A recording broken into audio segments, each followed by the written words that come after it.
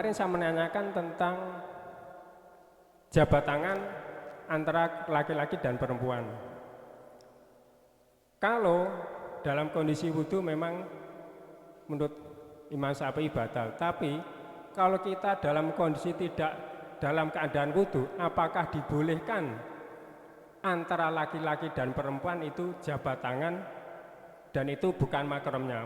Untuk penjelasannya, karena di lingkungan kami menjadi perdebatan, Gus Ari. Terima kasih. Assalamualaikum warahmatullahi wabarakatuh. Gus Ari, bagaimana hukum jabat tangan ketika kita menjabat tangan orang yang beda kelamin dengan kita, sama-sama sudah balik dan bukan mahram kita? Karena ada dalam madhab yang lain kan boten batal, Gus Ari. Baik, nomor satu Bapak, memang betul selain madhab Imam Syafi'i, di antaranya adalah madhab Imam Hanafi juga madhab Imam Maliki, beliau mengatakan bahwa senggolan kulit ketemu kulit lawan jenis yang sama-sama sudah balik terus kemudian bukan mahram, itu tidak membatalkan wudhu. Kalau Imam Maliki batal kalau greng, kalau timbul syahwat. Kalau enggak timbul syahwat tidak batal. Tapi nek coro Imam Hanafi batal mutlak. Greng boten batal mutlak. Tapi ingat, yang dikatakan oleh Imam Hanafi dan Imam Maliki bukan masalah dosa atau tidak dosa, tapi masalah tidak batal ketika jenengan sudah wudhu. Bisa dipahami sampai sini? Bisa. Sama dengan panjenengan tanglet saya Gus Ari, enten tiyang nyolong rukuh, terus rukuh colongan dingge salat. Pertanyaannya, salatnya sah napa mboten ngagem rukuh colongan? Sah. Karena tidak ada satupun rukun atau syarat sah salat. Salat nek pengen sah kudu nganggo rukuh dhewe. Enten mboten? Mboten enten. Tetapi nyolong rukuh dosa napa pahala? Dosa. Dosa atau enggak dosa? Dosa. Artinya apa? Ini dua spektrum hukum yang berbeda. Antara membahas tentang status sholatnya atau membahas mengenai perbuatan tersebut dosa atau tidak dosa. Ketika wudhu nyon ngapunten sambil misuh, wudhunya sah apa tidak? Sah. Membatalkan wudhu enggak misuh itu? Enggak. Titik. Jadi yang diterangkan oleh Imam Hanafi, oleh Imam Maliki itu hanya membahas tentang bagaimana keabsahan wudhu apabila panjenengan senggolan kepada wanita yang bukan mahram dan sama-sama sudah balik. Wudhunya sah tidak batal. Jenengan berwudhu misuh, wudhunya sah tidak batal. Tapi kalau pertanyaan bukan dari sudut pandang wudhunya, tapi dari sudut pandang misuhnya, misuhnya dosa apa tidak dosa? Dosa. Mau sebelum wudhu, mau setelah wudhu, mau ketika batal, mau ketika proses wudhu, semua kata-kata yang buruk hukumnya haram untuk diucapkan. Mencuri, mau rukuh, mau imamah, mau peci, mau sarung, apapun haram untuk dilakukan. Perkara barang curian dipakai sholat terus sah sholatnya, itu hal yang lain. Perkara kain ihram colongan dinggo kaji. Loh, mangkat kaji nganggo kain ihram colongan, Pak. Gimana hajinya? Sah, tapi mencurinya tetap dosa. Maka yang pertama, wudhu menurut madhab Hanafi atau madhab Maliki, senggolan laki perempuan bukan mahram, sama-sama sudah balik, tidak batal, betul. Tapi bukan menerangkan dosa atau tidaknya, hanya tidak batal.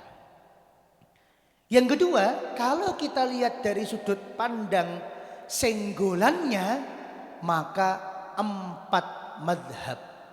Madhab Imamul Hanafi wal Imamul Maliki wal Imam Syafi'i wal Imam Ahmad ibnu Hanbal, 4 madhab sepakat bahkan menjadi mujma' alaih sesuatu yang disepakati ijma oleh semua ulama, hukum menyengaja untuk menyentuh seseorang yang beda jenis dengan kita, sama-sama sudah balik dan tidak ada status mahram, hukumnya haram. Hukumnya apa? Haram. Nomor satu, madhab Hanafi. Di dalam madhab Hanafi, di dalam kitab Tuhfatul Fuqaha halaman 333 juz 3, wa ammal massu, adapun bersentuhan antara laki-laki dan perempuan yang bukan mahram sama-sama sudah balik, fayahrumu, maka hal tersebut haram, sawaun an syahwatin au an ghairi syahwatin, baik ketika menyenggol itu hukumnya syahwat maupun tidak syahwat, senggolannya terjadi dalam keadaan sengaja, hukumnya haram.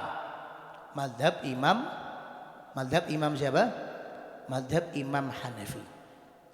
Yang kedua, madhab Imam Maliki. Di dalam kitab Hasyiah As-Sawi juz 11 halaman 279, wala yajuzu musafahatur rajuli al mar'ata ay al ajnabiyah, tidak diperkenankan, maksudnya hukumnya haram, musafahah bersentuhan kulit telapak tangan dalam arti salaman, ar-rajuli laki-laki, al mar'ata kepada perempuan, ay al ajnabiyah yaitu perempuan yang bukan mahramnya. Gus Ari, bagaimana dengan hadis tidaklah seorang muslim dengan muslim yang lainnya berjabat tangan dan kedua dosa diantaranya diampunkan sebelum berjabat tangan itu terlepas? Wa innamal mustahsan al musafahah bainal mar'atain au bainar rajulain.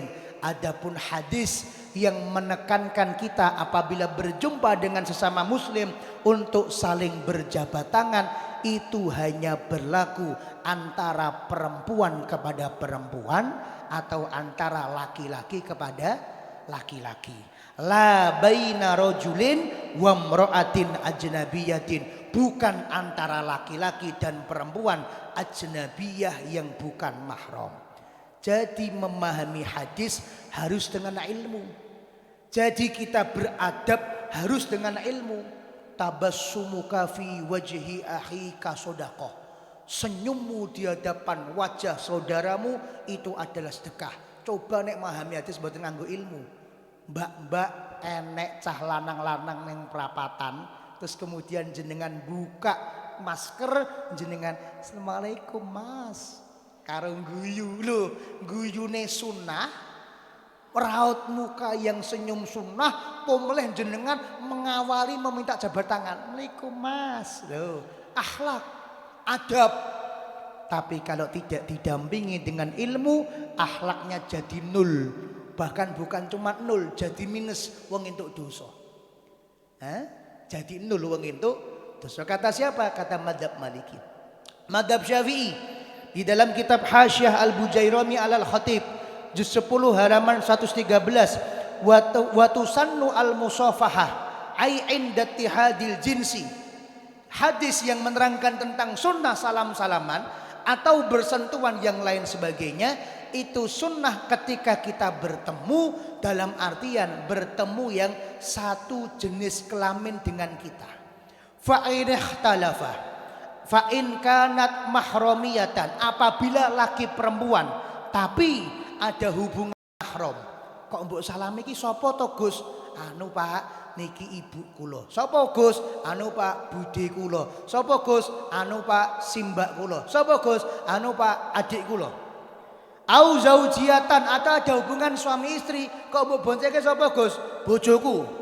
Au ma'asagirin, atau anak kecil. Lha iku sapa Gus Ari? Dudu sapa-sapaku, tapi kan sih TK. Iki mau bapake telepon aku, tak ngakon aku jemput, akhirnya tak jemput, tapi masih TK, masih kecil. Jaza min ghairi syahwatin wala fitnatin. Boleh kalau tanpa fitnah dan tanpa syahwat. Oh niki mahram, terhindar dari fitnah, terhindar dari syahwat, nggak apa-apa.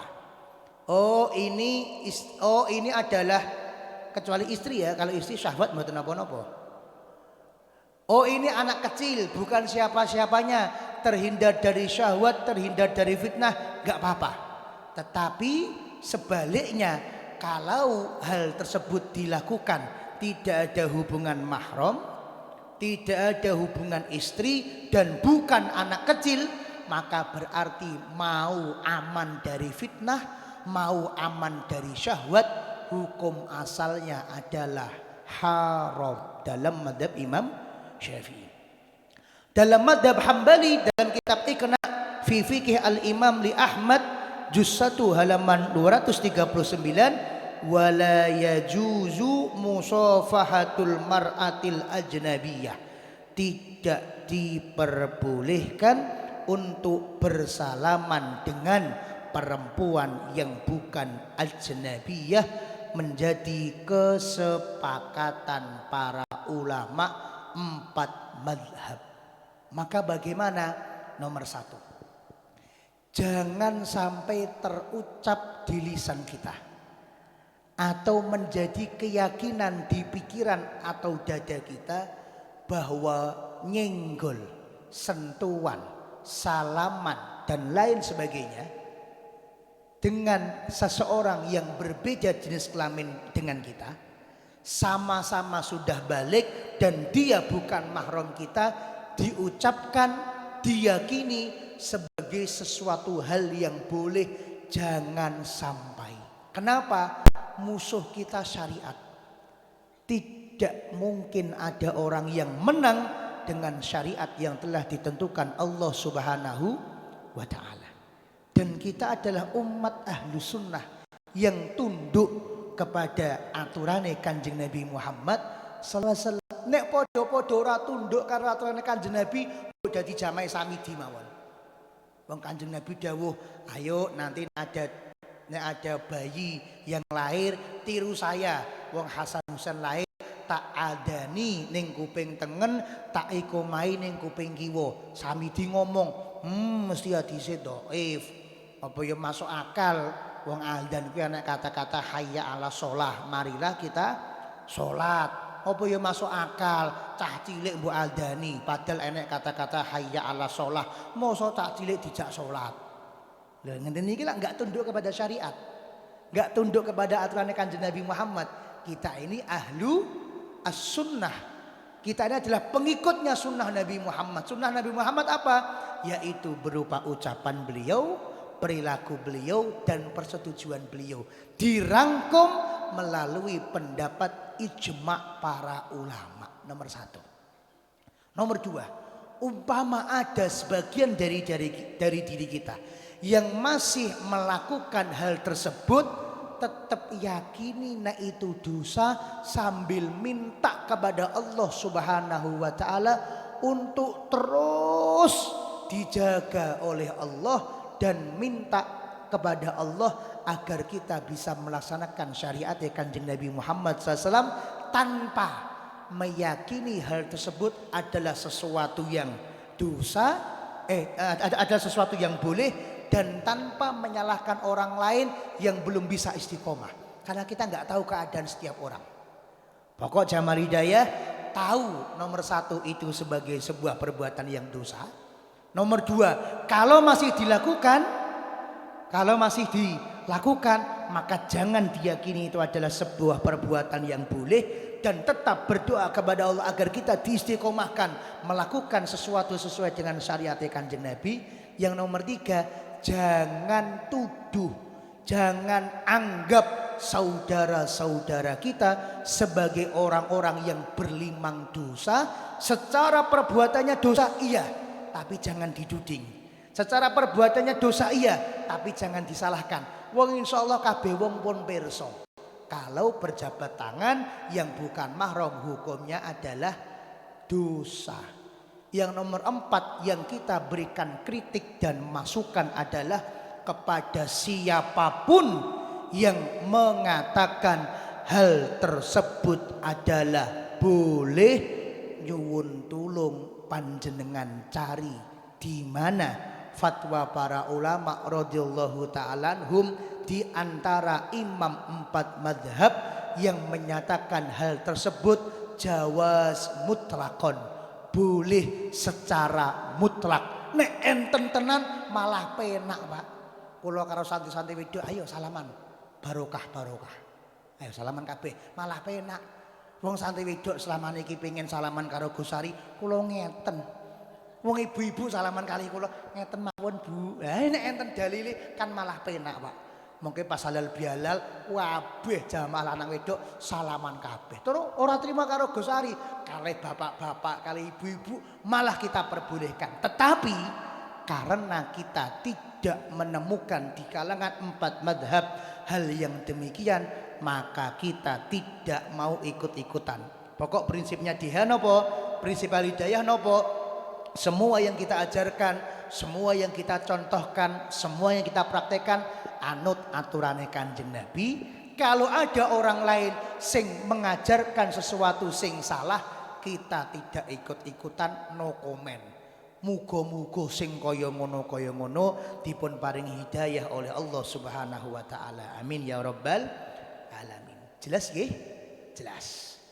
Bahkan ada dawuh dari Al-Habib Ahmad Mujtaba bin Syahab yang beliau merupakan salah seorang murid kinasih dari Al-Habib Umar bin Hafid. Saking ngalimnya beliau dipek mandu sama guru kita Al-Habib Saleh bin Muhammad Al-Jufri. Beliau kemudian mengatakan, Habib, ditanya bagaimana solusinya kalau ketika halal bihalal saya ketemu dengan saudara yang bukan mahram, tetangga yang bukan mahram, masyarakat yang bukan mahram, terus kemudian saya diajak salaman, bagaimana cara saya menghindar? Maka Habib tersebut mengatakan, terserah, yang penting gak jadi salaman. Apa kata beliau? Caranya terserah, yang penting gak jadi salaman. Sama kayak jenengan pengen jadi PNS dan berusaha menjadi PNS. Kira-kira piye usahane? Yang golek informasi, PNS kapan dibuka? Buka website sana, buka website sini, beli buku Pintar Jadi CPNS, beli buku 100 Hari Jadi PNS, beli kursus belajar begini. Lewat sana, lewat sini. Tujuannya apa? Penting jadi PNS. Jenengan mau ke universitas negeri, bagaimana caranya? Cari informasi, jangan sampai terlambat, datanya kumpulkan, uangnya siapkan, dan lain sebagainya. Kalau urusan yang begitu saja, kita usahanya luar biasa, effortnya luar biasa, perjuangannya luar biasa. Tapi kenapa untuk sesuatu sing mendatangkan ridho Allah, alah ora apa-apa lah, pisan kok. Pisan, sesuk neh pisan meneh dadi pindho. Sesudah pisan meneh dadi ping 3, sesudah pisan akhirnya menjadi kebiasaan. Nek pun dadi kebiasaan, ketika disalahne wis biasa lho. Wis biasa ke ora bener sebab kamu membiasakan sesuatu yang salah. Wis lumrah kok. Lho lumrahmu ki ora bener. Nek lumrah bener ora apa-apa. Ning lumrahe wis kadung salah. Maka walaupun lumrah, walaupun wajar, yang haram tetap kita katakan haram. Alasan, ngapunten Bapak, kalau megang wudu padahal sini bareng ngentut ora apa-apa. Ngapunten Bapak, kalau ajeng teng masjid padahal sini meh ning omahe kancane ora apa-apa. Atau pura-pura pegang kitab, atau pura-pura sibuk pas wae salaman minggir sik, atau pura-pura ke kamar mandi mengke pas jagongan medal melih. Oh iya, barang meh pamit salaman tok wis etok-etok nyepake widang, etok-etok ning mburi, etok-etok benake kudung, terserah. Bagaimanapun caranya, yang penting jangan sampai dilakukan.